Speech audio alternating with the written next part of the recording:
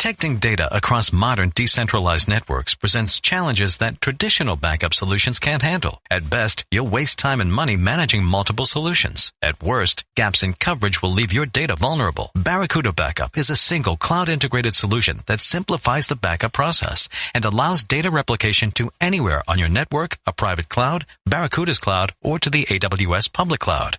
Reclaim your data. Try Barracuda Backup free at barracuda.com/backup.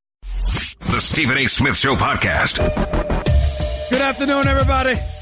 Welcome to the latest edition of the Stephen A. Smith Show, coming at you as I love to do every weekday over the airwaves of ESPN Radio. 250 plus markets across the United States of America. And of course, the Stephen A. Smith Show on ESPN Radio, Sirius XM style, channel 80 as well. The number to call up is 888-729-3776. That's 888-SAY-ESPN. It's time for some Straight Talk, brought to you by Straight Talk Wireless. Best phones, best networks, no contracts. You know, I cannot believe the idiots out here, and I'm not talking about my contemporaries in the media, because we got to report what we have to report. So if you got the media out there and the New England Patriots swearing that Tom Brady has hurt his right hand, that Tom Brady walking around a little slinky may not be ready, or he's not going to be 100%, he's not going to be ready for the AFC Championship game to go up against the Jacksonville Jaguars and that vaunted defense. Anybody who believes that nonsense, I got some swampland in East Rutherford, New Jersey to sell to you. I mean, can we really spare me? I can't believe that I am compelled to start off my radio show by bringing up something that I don't even consider news. Because I got news for you. It's very, very simple to me, ladies and gentlemen. If Tom Brady was really hurt, do you think Bill Belichick would ever let us know? Do you think Bill Belichick would ever let the Jacksonville Jaguars know? I mean, it's just such an utterly ridiculous storyline that a five-time champion who's been to 7 Super Bowls, who's played through a myriad of nicks and knacks throughout his career, whose team obviously is in position for the 7th consecutive time. They are just 60 minutes away from a Super Bowl appearance. And I'm supposed to be worried that Tom Brady might have hurt his pinky. Really? Really? I mean, come on now. I don't have time for this nonsense. I'm obligated to report it. It is ESPN. It is the worldwide leader. This is the news that is circulating. And I guess we have to discuss it. See, this is the reason why I have suddenly politicked for knowing I will never get to be a commentator on Monday Night Football. This is the reason. Because see, I'm the type of person, I'd be the Jeff Van Gundy of Monday Night Football. I'd be going off like, please, why are we wasting time? Why are we wasting time with this non-story? I could be in a booth. I can see myself in a booth now with another color commentator and a play-by-play guy. Can we move on? Are we really supposed to take this seriously? That Tom Brady has hurt himself. He's hurt his hand. Oh my Lord. Tom Brady's not going to be able to go. Oh, stop it. It's a waste of time. Now, me personally, I would prefer to elevate myself and be gifted enough where I would warrant comparisons to the late, great Howard Cosell, God rest his soul. But I ain't that damn lucky. And I digress from the bigger point. The bigger point is there's no story here. Tom Brady will be ready Sunday. The Jacksonville Jaguars, even with their elite defense, courtesy of Jalen Ramsey talking smack, their defense in Jacksonville might be in a little bit of trouble. Unless you're one of those people that believe what Max Kellerman believes, that, you know, Tom Coughlin, formerly of the New York Giants, now a VP with the Jacksonville Jaguars, will have this team ready, even though he ain't the damn coach. Believe what you want. Believe what you want. I would remind everybody that the Jacksonville Jaguars, with the vaunted number 2 overall defense, did surrender 35 points to the Pittsburgh Steelers last Sunday. I remind everybody about that. I know they scored 45. Or the Pittsburgh Steelers scored 42, rather. But 35 points legitimately were surrendered by Jacksonville's defense. I'd like to remind everybody of that reality, just in case you forgot. To make sure we get that out of the way. It's very, very important.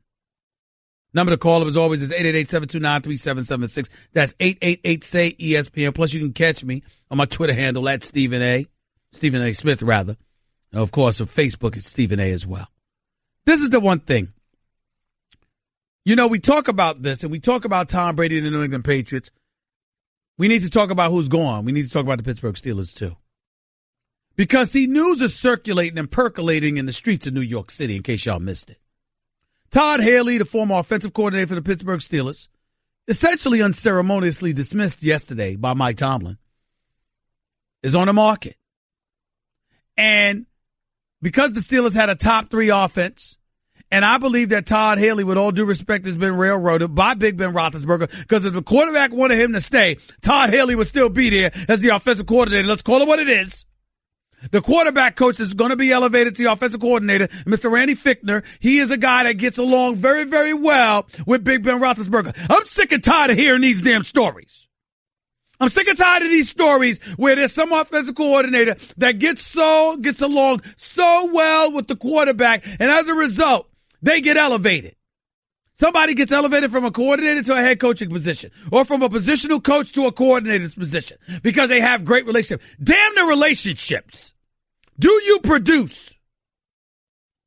Todd Haley produced. If you're going to let him go, let him go. But I don't think all of these stories are fair to him, where we're hearing about his relationship or lack thereof, and how you wish that he had a better relationship with Big Ben Roethlisberger. Big Ben Roethlisberger got sacked less over the last 3 years than ever before. Ben Roethlisberger was prolific over the last few years than he ever was before. Antonio Brown had 5 consecutive 100 reception seasons under Todd Haley. The offense was ranked in the top 3 to 5 over the last 4 years. Now, I'm not trying to paint the man as a saint or anything like that. You give me a choice between him and Tomlin, I'm picking Tomlin all day, every day. Let's not lose perspective. But Todd Haley doesn't deserve to be excoriated like he was some bum that got in the way of the Steelers' success. By and large, he contributed to their success. And right now, percolating throughout the streets of New York City, to the point where my idiotic producers, who I love dearly, but damn it, they are idiotic. His name is Jonathan Winthrop, to be specific. This dude is talking about how Todd Haley is a good choice to be the head coach. Let's pump the brakes on that. Because here's the reality. Todd Haley knows football. Todd Haley can be an offensive coordinator. Todd Haley is not a leader of men. That's where your problem lies. There is a difference between doing your job and being an overseer of men. There's a difference, especially in the NFL. And when it comes to the NFL, let's understand something incredibly, incredibly important. You cannot have somebody that's a bit eccentric, that can be cantankerous, even belligerent to some degree. You cannot have him as the head coach of New York City. He'll get eaten alive. He'll get eaten alive. You leaving notes on napkins at bars. You depart from bars with your pelvic jammed up because you might have slipped on stairs or got beat up because you were a little inebriated, depending on what stories you believe. You cannot have an offensive coordinator with a suspect background in terms of his relationships, or dare I say his behavior, being a head coach in New York City. It's a disaster waiting to happen. You got to be disciplined. You cannot go that route if you are New York. People are talking about that with the Giants and the Jets or whatever. Todd Bowles is coaching New York Jets. Should he consider Todd Haley as an offensive coordinator? Sure, I don't mind. But last time I checked, Todd Haley needs something to work with. And Josh McCown ain't no damn Big Ben Roethlisberger. And Anderson and Severin Jenkins and all of these boys, they ain't Antonio Brown. There's no Le'Veon Bell on this roster. Last time I checked, it was the likes of Matt Forte. No disrespect. So let's pump the brakes. And let's keep things in its proper perspective. Let's understand what this is. Todd Haley didn't deserve to be unceremoniously dismissed. Dismiss him, sure, but we don't need to be talking about him like he didn't do the job, because he did. That's number one. Number two, you want him in New York as an offensive coordinator? I'm all for that. Don't talk to me about him as a head coach. I want to hear it. And number three, can we stop with the bogus stories about Tom Brady being injured? If he were truly injured, Bill Belichick would lie about that. And you damn well know it. Don't let me stick my man Carlton in Tampa on you. Don't let me do that. Bill Belichick would never tell the truth about that. Let's be very, very clear with that. 888-729-3776, 888-SAY-ESPN. By the way, I don't need to wait till Friday. I'm picking the New England Patriots to come out of the AFC. I'm picking the Philadelphia Eagles to beat the Vikings in the NFC Championship game Sunday night. And we can spend the next 2 days talking about just that. Live right here on the Stephen A. Smith Show. That was Straight Talk Wireless nationwide coverage on America's largest and most dependable 4G LTE networks. You are listening live to the Stephen A. Smith Show on ESPN Radio. Back with more and then some in a minute.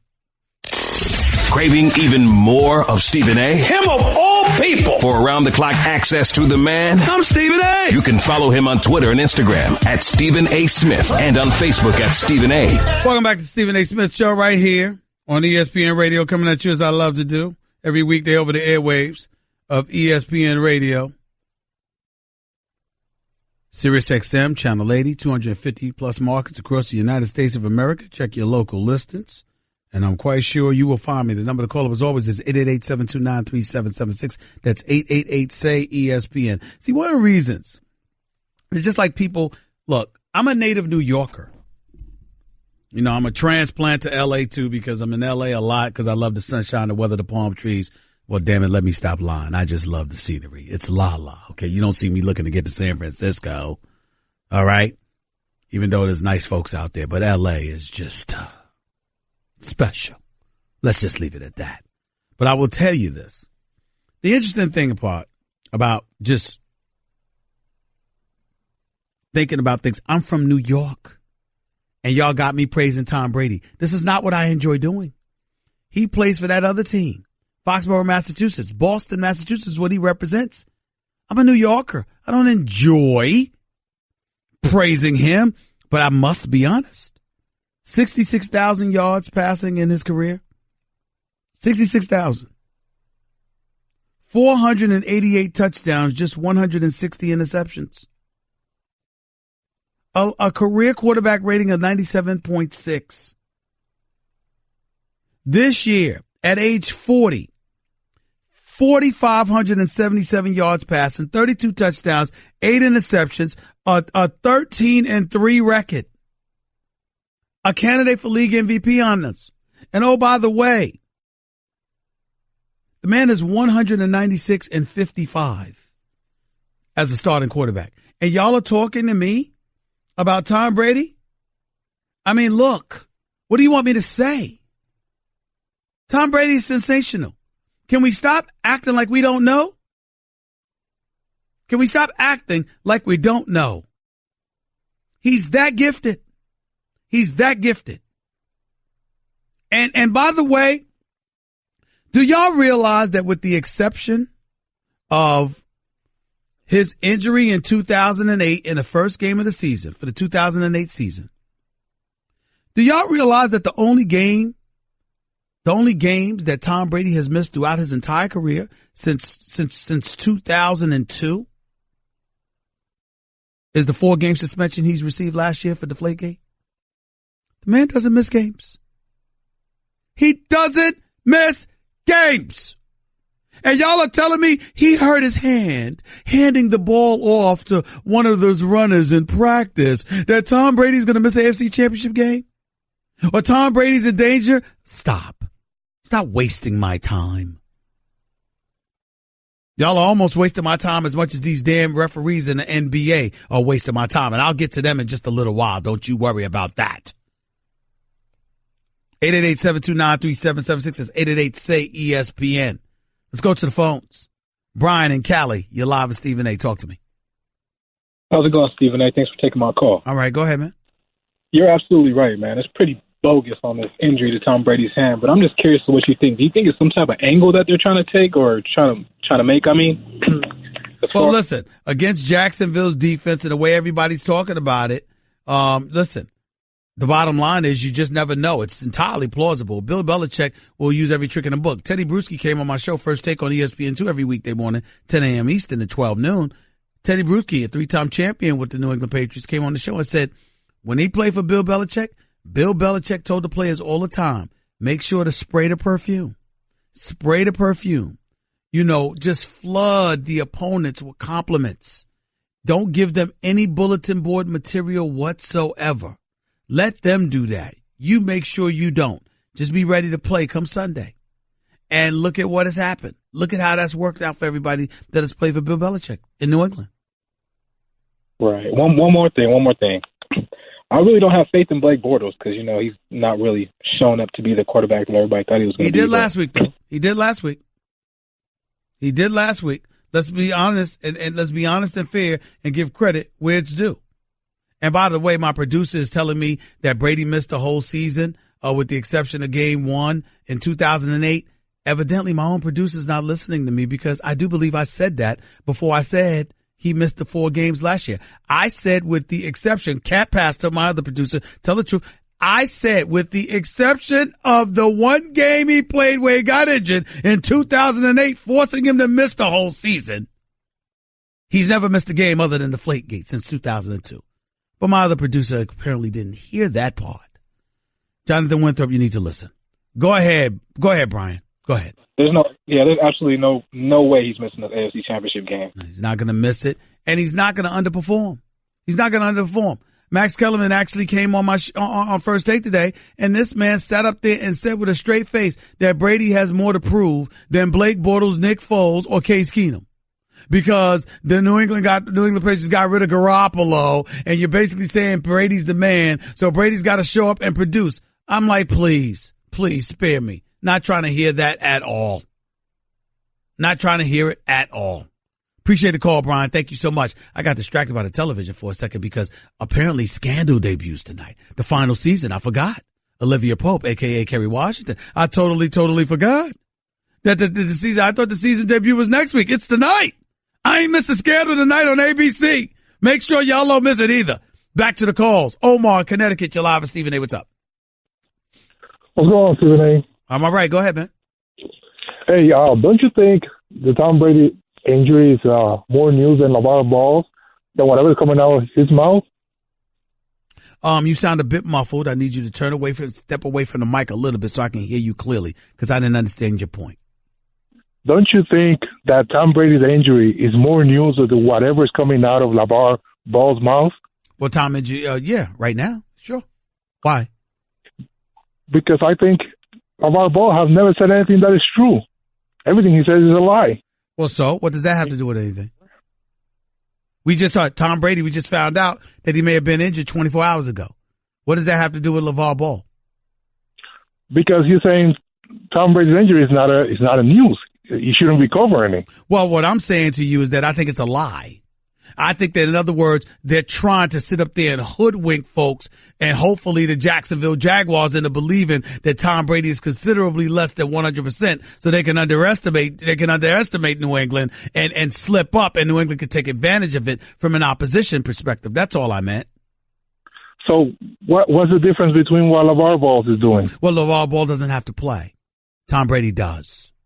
That would be the difference. I know you tried to be smart and slick, but you ain't on this level. You can't catch me off guard with that. Have a nice day. What do you mean what LeVar Ball has to do with that? LeVar Ball can talk all the junk he wants. Lonzo Ball has to cash those checks.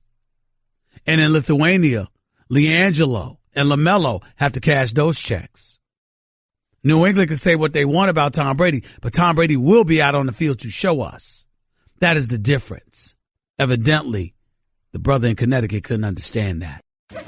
Hey there, I'm a glue stick, so I have one job. I glue kid stuff. So sorry for being jealous of Geico, who does a ton more, like give you 24/7 access to thousands of licensed agents. And Geico has been around for over 75 years and has a 97% customer satisfaction rating. While I've just got mediocre adhesive skills, Geico also has an award-winning mobile app. Uh-oh, arts and crafts time. No eating the glue stick, Miss Lydia. Geico. Expect great savings and a whole lot more. You're listening to the Stephen A. Smith Show podcast. Let me say this about something that's really, really on my mind, and I'm really bothered about it in all seriousness. I was torturing myself, watching my favorite basketball team, the New York Knicks, lose yet another game last night. One of the things that really irked my nerves to no end was watching a referee I respect, who's done an outstanding job throughout his career as an NBA official. His name is Derek Stafford. And he issued a technical foul to Courtney Lee of the New York Knicks. Now, Courtney Lee of the New York Knicks, please understand something here. He's arguing with a player, okay? That's what he's doing. He's arguing with a player. And this is a guy that, I'm just looking at him. This rookie out of Oregon from last year, his name is Dylan, I believe. He's arguing with the kid. The kid grabs, nothing flagrant, nothing demonstrative, but the kid, grabs his arm. He flails him off. The kid rips on the back of his jersey. He nudges him during a jump ball. The referee stops. The two are talking to each other, and he gives Courtney Lee a technical foul. Courtney Lee is like, what did I do? What did I do? And Derek Stafford ultimately issues a statement talking about inappropriate language. Really?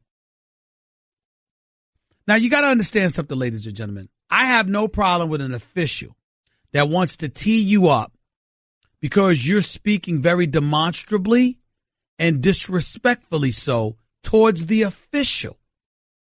I have no problem with an official who's warning guys excessively because he's fearful that a fight might break out and he wants to reel that in, take control of the game. We understand that.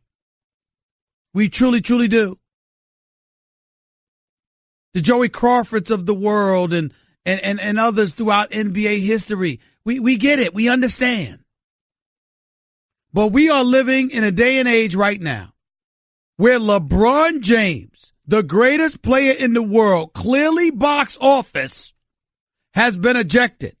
Steph Curry, the greatest shooter in the world, a two-time league MVP and a two-time champion, has been ejected for a game. Russell Westbrook, arguably the most exciting player in the NBA, a superstar, the greatest athletic point guard we've ever seen, is getting ejected. Kevin Durant, one of the top two players on the planet Earth, as far as I'm concerned, is getting ejected. And nobody's thinking anything about it.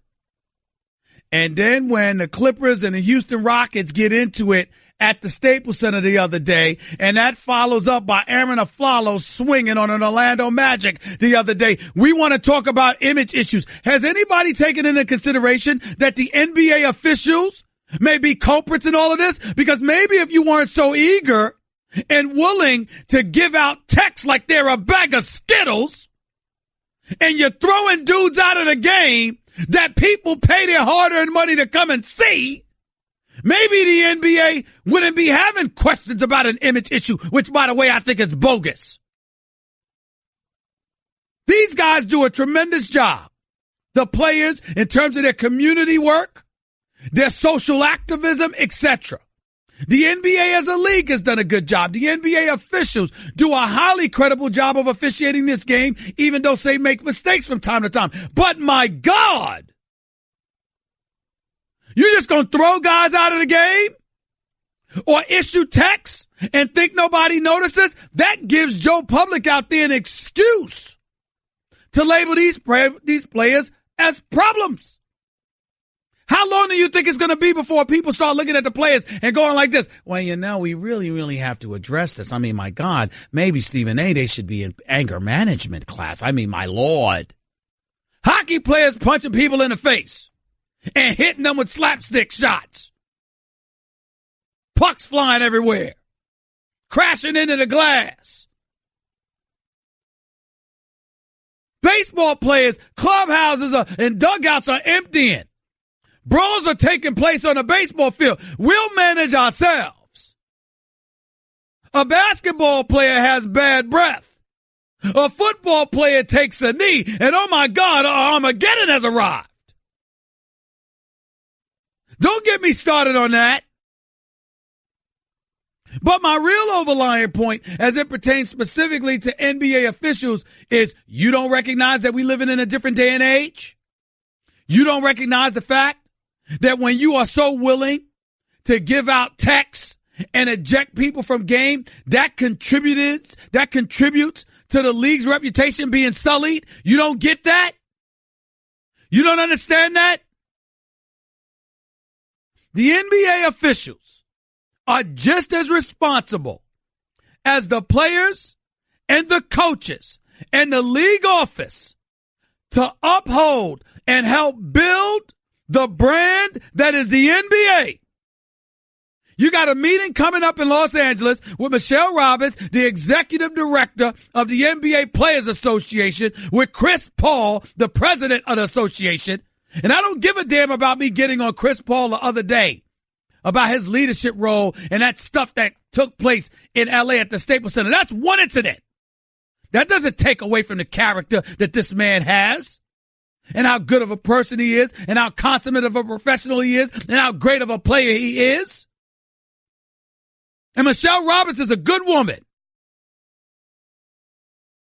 So the NBA referees that want to sit down and talk to her and Chris Paul, God bless you.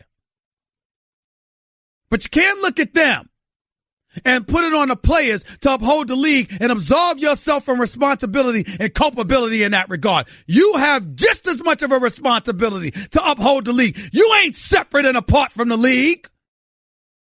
If you are an official, you have an obligation, just like the players, to conduct yourself accordingly. What about when this guy, Courtney Kirkland, was butting heads with Sean Livingston? I watched that. Sean Livingston didn't instigate that headbutt scenario. That was Kirkland who did that.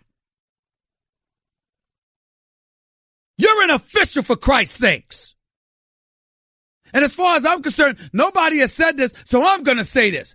These NBA officials are starting to get like the Major League Baseball officials, where you instigating and antagonizing players. It ain't right. We don't pay to see y'all. And I'm not saying they're always wrong, because that's irresponsible and false. What I'm saying is you don't have to be as excessive as you've been sometimes and so eager to give out texts and throw people out of games.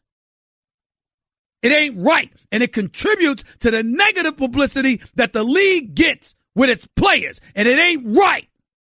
You got an obligation to uphold the standard too. Somebody need to say it, so damn it, I did. NBA officials do not get a pass on this. You're listening to the Stephen A. Smith Show podcast. Let's go to my man Carlton in Tampa. You're live with Stephen A. Talk to me, buddy. How are you? Hey, I'm good. How are you doing today? I'm doing great. Thank you for calling. What's up? I want to talk referees, but I want to talk NFL referees. Okay, go ahead. Okay. The crew for the New England game was named for Sunday's New England game, and it's okay. Clete Blakeman. Clete Blakeman has been the head ref of 6 New England games. New England is 2-4 when he's been on the field.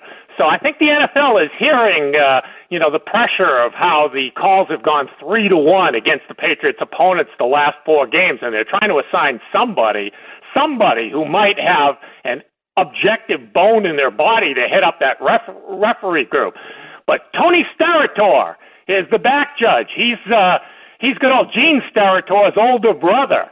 And so I got to do some research on pass interference calls that he's called this year, because he's going to be the guy throwing the flag. Oh, Lord. You're doing your research to set the stage so when New England wins another game, another AFC championship game, you're going to point out how it's Bill Belichick. He won't stop. He won't stop cheating. That's where you're going, Carlton. The Jacksonville Jaguars were not called for a single defensive holding or pass interference call against the Steelers, even though Bouye and Ramsey were mugging the Steelers receivers. And I predict, Stephen A., they'll be called for at least 3 defensive holding or pass interference calls by Mr. Starator there. We shall see. I like the idea that Clete Blakeman is the head ref, because he certainly hasn't been a Patriots favorite there, given that they've probably lost more when he's been the head ref than anybody else. One more point, Stephen A. Go ahead. The reason why Haley is gone, okay? The Steelers' 2 most important games this year. The game against the Patriots and, of course, the Jacksonville Jaguars. We know that botch call at the end. No question about that. They completely botched the end of the Patriots game, especially that 2-yard pass when they had 28 seconds to go and he tackled inbounds. And, of course, that led to the disastrous interception one play later. And of course, Haley had 6 or 7 minutes while they were reviewing the Jesse James call to get his offense aligned, what they were going to do on the next 3 plays, and he botched it. And then the 2 fourth down low percentage calls that they got stuffed both times in the playoff game.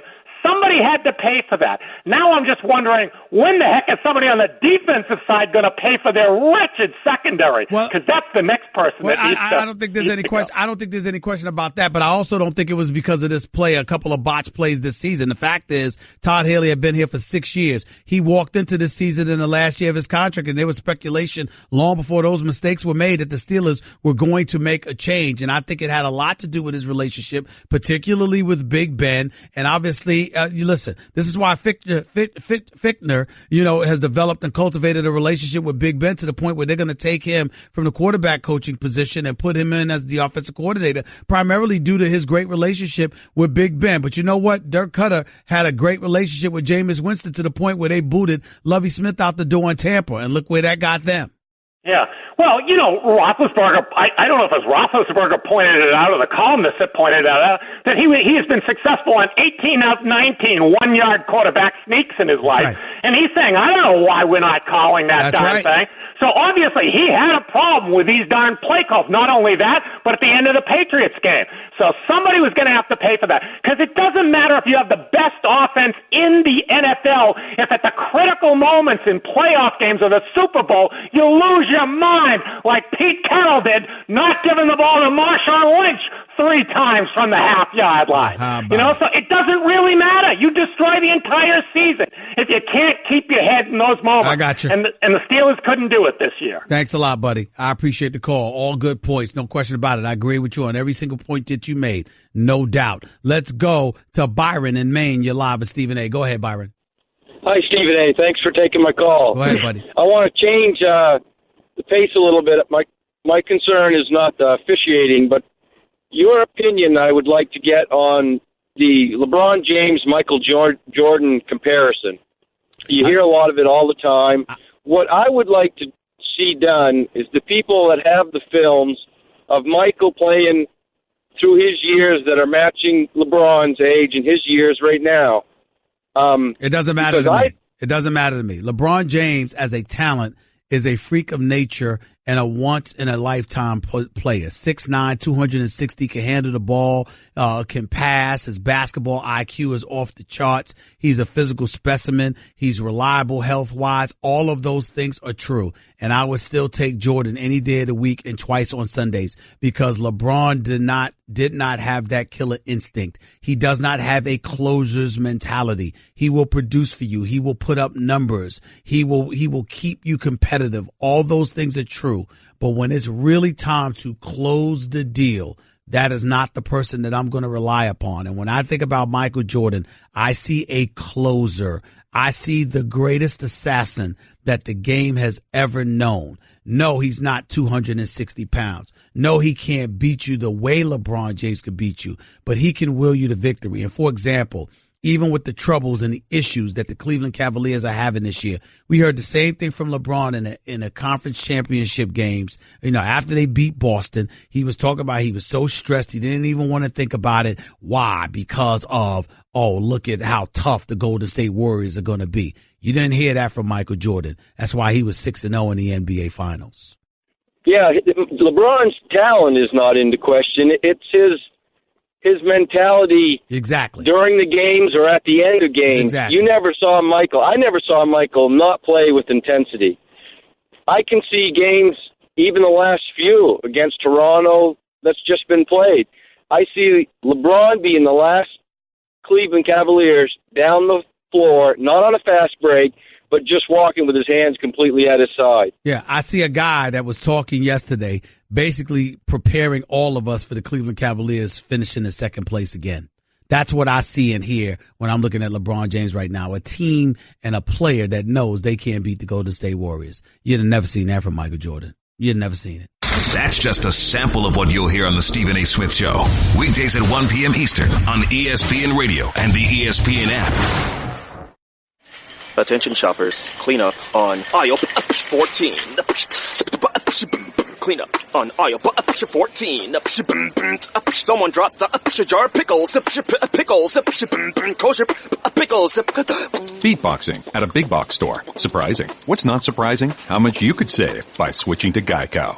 A red minivan has the lights on in the parking lot. Geico. 15 minutes could save you 15% or more. Geico.